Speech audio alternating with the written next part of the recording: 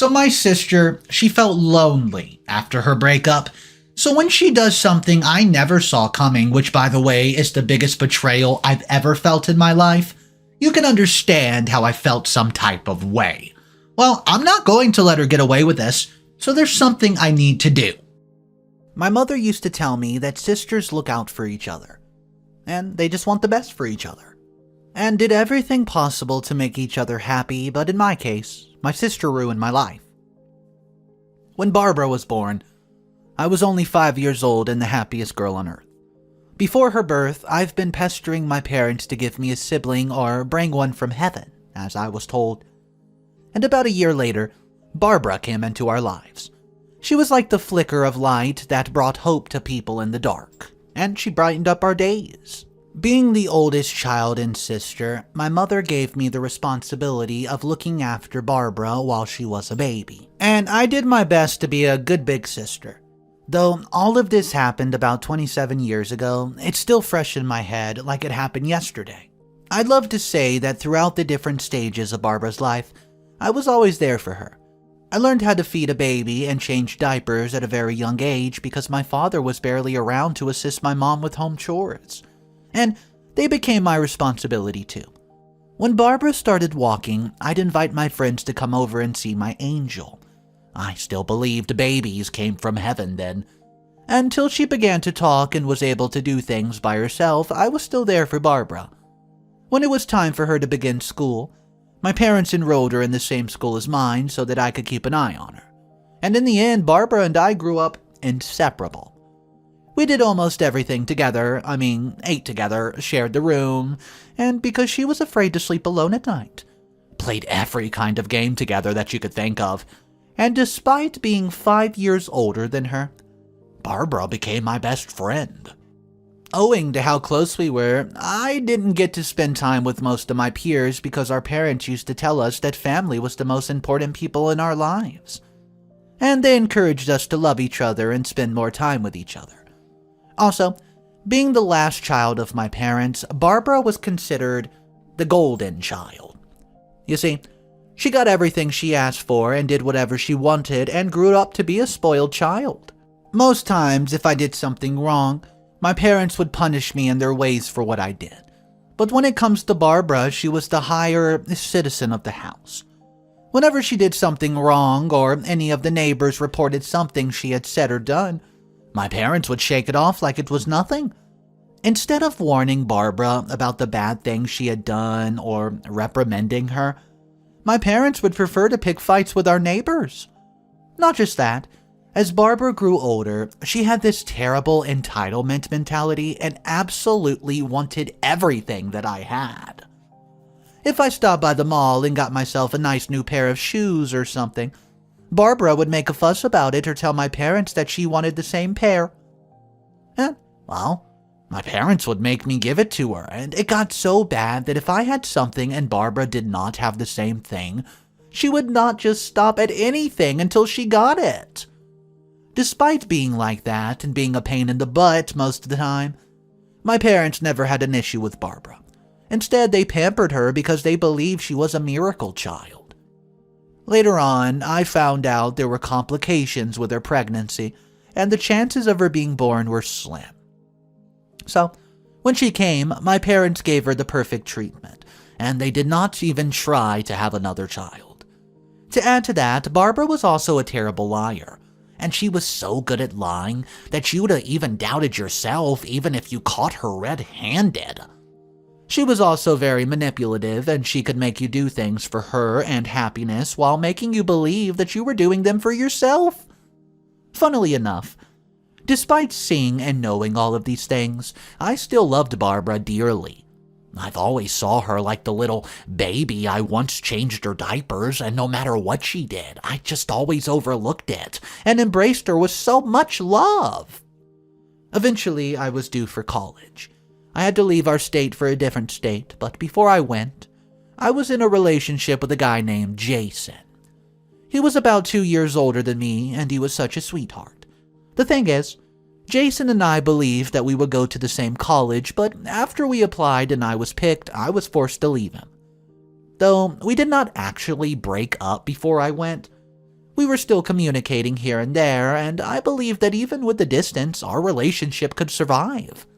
But after a few months, our relationship began to fizzle, and out the blue, Jason asked me to move on with the guys in college and simply forget about him.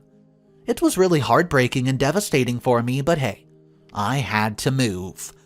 While I was backing into my hometown, Barbara never liked Jason. She always spoke ill of him, and she asked me a few times to break up with him because of some silly, stupid reasons. But I refused.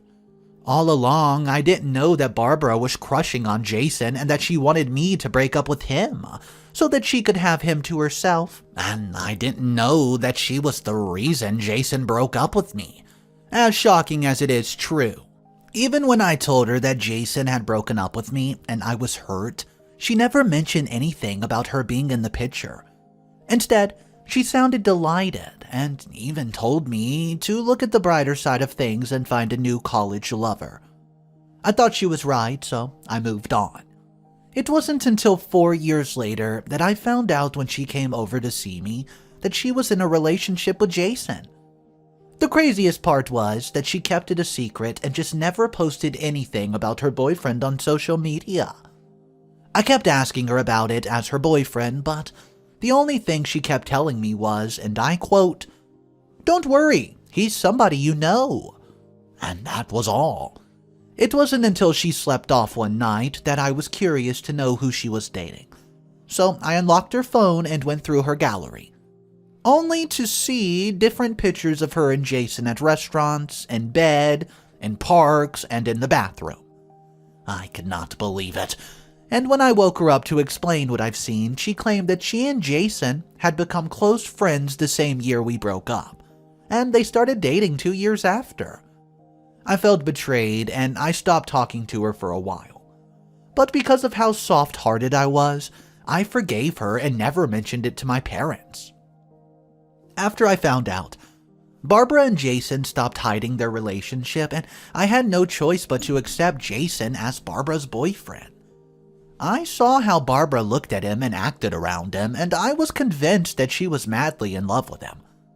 Otherwise, she would not have hidden from me so long. As of the time I found out Barbara was dating Jason, I was already in the talking stage with my ex-husband, Christian. I introduced Barbara to Christian, and I was happy that she approved of him. Whenever Barbara came to the state I lived in, we'd hang out with Christian and visit fun places together. Fortunately, my relationship with Christian became serious, and he asked me to marry him. By this time, I've already finished college, and Christian was already working a good real estate job at an organization. So, the money was coming in, and Christian was a very good man, and he showered me with much love and gifts. And because of everything that happened while we were younger, I made sure that any time I went shopping, I got things in twos. I didn't shop for myself alone, because I knew Barbara would make a fuss about it if she found out later. Christian also understood us, so he tried to get Barbara gifts too occasionally. Some months later, Christian and I got married, and within the first 2 years of our marriage we had a daughter, Stephanie. And we were a big happy family. I was also working, but Christian ensured he provided everything we needed, and that our daughter got the best education we could afford. That same year, Jason began to complain that Barbara was pestering him for them to get married, but he wasn't ready yet, and he felt like he was being rushed. I talked to Barbara about it, and she admitted that she did not understand why they weren't married yet. She even compared Jason with my then-husband, Christian, and said Christian and I barely dated for 2 years and we got married, but she'd been dating Jason for more than 5 years, and he never mentioned anything about settling down. I tried to talk to her, but she was adamant and shortly left afterwards. I found out the reason she was pressurizing Jason to get married to her was that I was married and she felt cheated by not being married to. It did not just end there. The more she made life unbearable for Jason, the more he complained to Christian and I. Jason kept saying that he had a lot of things to take care of before he got married, and finally admitted that he was not sure he wanted to marry somebody like Barbara in the first place. He even mentioned something about being verbally abused by Barbara, most times, and a couple of things. But instead of digging deeper, I was blinded by sisterly love, and I told Barbara everything Jason told us. I did this because I believed Jason was trying to get rid of her, and maybe she did not deserve Jason, but I didn't know that I was only helping Barbara to get what she wanted. Eventually, Jason proposed to her after she kept disturbing him, but some months later, Barbara and Jason broke up. Jason broke up with her because of her non-stop fighting, abuse, and her toxic traits. And he also said he wasn't ready to live the rest of his life like that. When this happened, Barbara became devastated and started making funny posts about being tired of life on Facebook and other social media platforms, and it got me really scared. I understand how heartbreaking she was and the things she could do to herself. One time, while we were younger, she cut her arms with a very sharp blade because my parents said she could not go to a late-night concert in another town. Well, I spoke to Christian, and he said she could come live with us for a while until she recovered fully. Out of concern for my only sister, I asked Barbara to move in with us so I could watch her closely, and she did. A few weeks later, after Barbara moved in with us, she started saying bad things about Christian, and began to put ideas in my head about Christian cheating.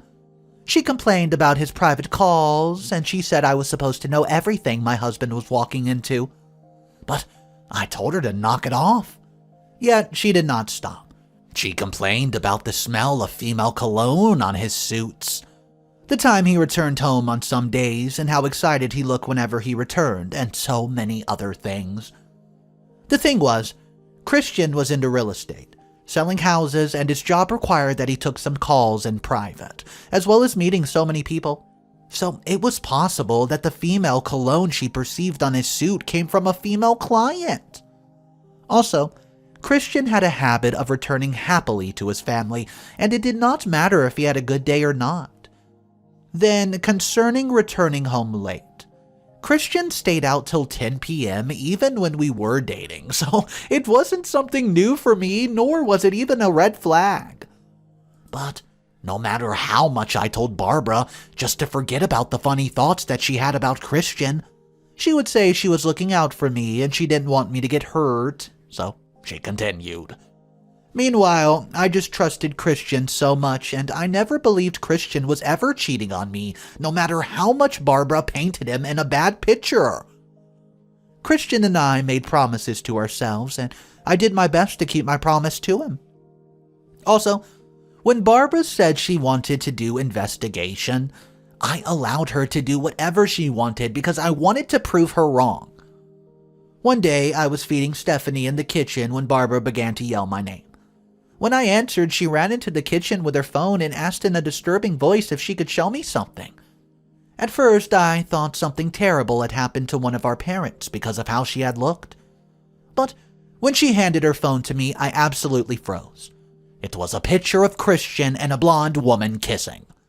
The woman looked hot, and her cleavage was exposed, and she even posted the photo on Facebook and called Christian her lover. I went through the lady's timeline, and I found out that she had posted several pictures of Christian, but the ones she posted the previous night were pictures of her and Christian. I felt my legs go weak as I went through the pictures, and when I asked Barbara how she found out, she said that the lady was one of her ghost Facebook friends, and she stumbled on the photos while scrolling through her news feed. You see, at that point, I could not believe Christian had cheated on me and broken my trust in him. I cried my eyes out, and Barbara tried to console me. Later that day, when Christian returned home, I confronted him and showed him the pictures, but he denied knowing the woman or even having an affair with her. It really sounded stupid because I was holding pictures of him with another woman at a club or restaurant, but he still had the guts to deny that he knew that woman. What's up, everybody? Mr. Reddito here. Today's story is crazy. I'll tell you right now, Christian is in a pickle. Update number 1's coming out. There's 4 updates to this saga story. Guys, if you're not subscribed to the channel, just know It is the single-handed best way to support me, and only 6% of viewers watching this video statistically are subscribed to the channel, so come on, smash that button. Here's your update number 1, and I hope you guys are having a great day. I even showed him the woman's previous Facebook post, pictures of him and her lovey-dovey captions about him, but he still denied it. While Christian was still trying to defend himself, Barbara yelled at him and began to call him a no-good, dirty cheat, and other awful names. From the look on his face, it was evident that Christian was surprised to see Barbara act this way. He tried to explain that there was a mix-up somewhere, or probably somebody was trying to frame him. But none of what he even said made sense to me. We didn't have any enemies and we lived a peaceful life, so it simply did not make sense for anyone to try and separate us. Christian tried to come up with a different excuse, but the more he did it, the more I believed that he cheated on me. Without wasting much time, I asked him to leave the house that night, and he did. It was the most painful night I've ever had. I spent most of the night crying, and Barbara consoled me. She kept telling me that she was there for me and that family would always stick together no matter what. Honestly, I was glad that Barbara was around, and if it weren't for her suspicions, I wouldn't have known that Christian was having an affair with somebody. So, the next morning when I went out, I realized that Christian slept in his car and did not leave the compound. A part of me wanted to let him into the house, but Barbara simply did not allow it. She said I was too weak, and if I forgave him, he would cheat on me again, and it would never end. When Christian saw me, he rushed out of the car, went onto his knees, and began to beg me, and I shut the door behind him because Barbara insisted that I did.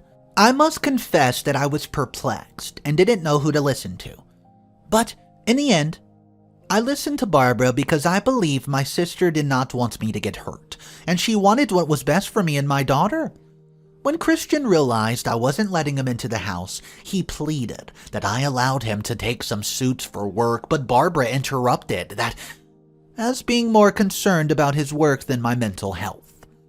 Before I knew what was even going on, she went inside our room and brought out most of his suits.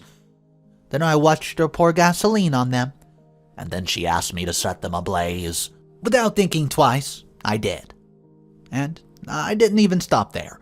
I went into our room and grabbed other of his expensive shirts and shoes, and I threw them into the fire. To stop me from throwing the rest of his stuff into the fire, Christian rushed at me. But I fell and sprained my left ankle. The pain was severe, and I could not press my left foot on the ground without feeling discomfort. When Christian realized what he had done, he went to his car and drove off, and while all of this happened, I made sure that Stephanie was out of his sight, and even when he demanded to see her before he left, I refused to let that happen. Deep down, well, I didn't want to do all the things I did. I loved Christian so much, and I couldn't even think of hurting him. But Barbara said I had to give him a taste of his own medicine by hurting him back, and I believed it was fair. Update number 2. When I'd successfully put my crap together after some days, I went to court and filed for divorce, and I also got a restraining order for Christian. I told the court that he harassed me, and they agreed to give me a restraining order. But before I got home that day, I realized Christian had entered the house with his keys while Barbara and I went to court. He picked up a few of his things that I did not burn, and took one of our daughter's pictures too. I was so mad that he sneaked into the house when I wasn't around, so when I went to pick up Stephanie from school, I informed the school that Christian was mentally unstable and dangerous. So they wouldn't let him see or even pick up Stephanie from the school. Then I changed all the house locks, and I told the neighbors that if they saw Christian in the compound or at the house at all, they should call the police immediately. When I eventually met Christian to let him know that I was divorcing him, he said he wasn't going to sign the papers because it was obvious that somebody was trying to break apart. I really wanted to believe him, but I could not ignore the evidence that I saw. When I told him about the restraining order and the new development at Stephanie's school, he became mad and even said I was letting Barbara manipulate me. He mentioned something about Barbara making sexual advances at him twice, but he turned her down, but I simply didn't believe him.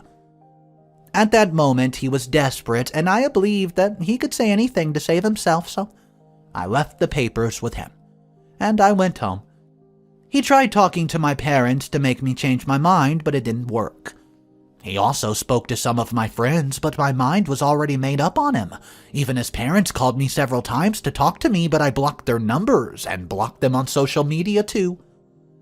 When he had exhausted all of his options, he came by himself just to beg me at home one day. But as soon as he did, one of my neighbors called the police as I had told them, and he was arrested. To bail himself, he was asked to pay the fine of $500, or serve some time in prison. After he paid the fine, he was released, and shortly after that, he signed divorce papers. Throughout the months of going back and forth with him, I didn't let him see Stephanie until I won child custody in court. He begged multiple times to see Stephanie for even one time, but I told him Stephanie was better off without him in her life. While all of that happened, I never bothered to find and meet his lover, or even dig deeper. I just went along with everything Barbara told me and asked me to do. With Christian out of our lives, I became more lonely, even when Barbara was always around me. It did not take long before Stephanie started crying and asked for her father. But I had my ways of always making her calm, and Barbara assured me that with time, Stephanie would get used to not seeing her father, and she would grow perfectly without him, just like the other kids did without their father. Update number 3 months later. Hey guys, so months after our divorce, I gradually became depressed, and it took its toll on me. First, it was a financial burden I had to deal with. It was a loan. The money Christian sent monthly as child support was simply not enough. Our bills escalated because Barbara would not stop shopping with credit cards, my credit cards. In a bid to focus more on my work, I was forced to hire a live-in nanny just to look after Stephanie as well as our other stuff. Christian left the house for us, for Stephanie, actually, and I never heard from him again. I wanted to call him several times, but Barbara stopped me. She said Christian would think I was miserable without him in my life, so I never gave him the satisfaction. Also, the day he called to speak to Stephanie, I ended the call and blocked his number. I was hurting inside, yet I tried to look tough on the outside, and Barbara seemed to move on very fast after her breakup with Jason. But for me, it took months, and up until now, I still have not gotten over him. I became moodier and depended on medicine to sleep well. If not for that, I hired a nanny for Stephanie. Maybe she would have been affected by my mental deterioration too. When my depression worsened, I had to resign from work because they said I needed some time off to deal with my issues. I became stuck at home and barely stepped out. Aside from my mental health, my physical health also got terrible. I lost my appetite and preferred to stay outdoors. It was at that point that Barbara began to get worried. I tried talking to a therapist, but it wasn't helping. I believed that it was better if I was to be left alone, on my own. All this while, I stalked Christian on social media, but he wasn't posting. So I concluded that he was just living his best life, and this made me more miserable. Funny enough, Barbara never mentioned anything about the lady in the picture again after Christian and I divorced. It was just that one time, and when I tried to find the lady on Facebook, she didn't even exist. When I asked Barbara for the woman's username, she told me it's just going to worsen my mental health if I continue digging for answers, but I was adamant. I believed that I would not live the rest of my life in regrets if I was convinced that I did the right thing by reacting the way that I did and asking for a divorce. So I kept bugging Barbara. It resulted in a fight, the worst we've ever had. In the process, she began to cry and apologize for everything she had done to me. At first, I didn't understand her until she mentioned that she did everything she did because she wanted us to have the same things and men in our lives. She even confessed she was responsible for Jason's breakup with me. And it happened because she lied to Jason about me, saying that I, quote, would dump Jason for a better college boy as soon as I got to college because I did not see the future with the two of us. Update number 4. This is the final update by OP. Right there, I felt my blood freeze in my veins. I always knew that Barbara wanted the things I had, but I did not realize it would get to the extent that it did. Honestly, I was confused and I didn't get why she was telling me that, but as she continued to speak, I understand why. I learned everything from when she said that she did not even love Jason as I thought. She was only with him because he was my one-time boyfriend, and she wanted to prove that she could have everything that I had. It did not just end there. When Jason broke up with her and canceled their wedding plans, she was bitter. And she wasn't bitter because Jason broke up with her, but because I was happily married to the love of my life, and that when she's made a plan to take Christian away from me right then and there. She admitted that she tried to seduce him twice, but Christian turned her down and promised to report to me if she did it again. That's when she realized she could not have Christian or manipulate him as she did with Jason. She even lied to Christian that I was still having an affair. But because Christian trusted me, he refused to believe her lies. Out of anger, she hired a woman to act like Christian's lover and take pictures of them together. They were never dating, and the lady pretended to be one of Christian's followers on Insta. Then she took a picture of herself kissing him on the cheek and other multiple photos. Being that Christian was a famous man, he appeared on real estate TV commercials and a few shows sometimes. It was very typical for people to come up and ask for a picture with him wherever he went. Then Barbara asked the lady to open a fake Facebook and pretend like she was in a relationship with him, so she could show it to me and pretend as if she stumbled upon it on Facebook. After Christian and I divorced, the lady deletes the account, which was why I could not find her. I never went mad after I heard all that, but I nearly did. I found it hard to believe that my only sister, whom I've loved so dearly, plotted to ruin my marriage and happiness just because she could not have her way with Christian. Also, I discovered that the main reason Jason broke up with her was that she was into drugs, and it was slowly becoming an addiction, so he had to get rid of her. I stood there and I could not utter a word. I was utterly shocked and mad at myself for using my hand to destroy my marriage and allowing Barbara to straight up manipulate me. I didn't understand why she wanted to see me unhappy or on her level because I would never do such a thing to her. With everything that I've learned, I unblocked Christian and I tried to reach him. When he took the calls, I explained everything I'd learned to him, but he said he could never be together again with me because I chose to listen to my sister and not listen to the truth of him. Wow. He would never be with a spouse who doesn't trust him. He told me that he moved back to his country, Ireland, and was starting a life afresh without me and our daughter. I tried to beg him and make his change his mind, but it was too late. He didn't want anything to do with me ever again, and his parents hated my guts. After it dawned upon me that Christian and I would never be together, I became depressed. I kicked Barbara out of my house and my life, and I told her that if I ever saw her again, I would hurt her. She tried to plead and ask for my forgiveness, but all I saw was that she was a monster. I told my parents what she did to me, and they disowned her.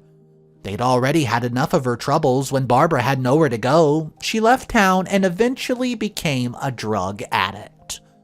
Well, I'm telling this story to you now because it was years back, and every day I regret having Barbara as my sister, and I still can't forgive myself for ruining my life, and my daughter's life too. Well, I'll be honest with you guys. I don't think what happened to Barbara at the end of the story she deserved. I mean, turning into a drug addict, that has to be hard on not only you, but your entire family and any loved ones, so that's just a horrible way for Barbara to go. At the same time, there was a lot of comments that were saying how Barbara deserved it and whatnot, so I want to know from you guys, what do you think would have been a better punishment for Barbara? if she did not become a drug addict, because I think that's one of the worst ones possible. Drop your comments down below. Let's go ahead and talk about this one. It was such a wild ride of a story. Thank you for joining me on it, though. I hope you guys did enjoy it. There's some very big saga stories coming out this week, so make sure you're subscribed so you don't miss out on those. Guys, have a fantastic day. I will see you in the next video. Peace.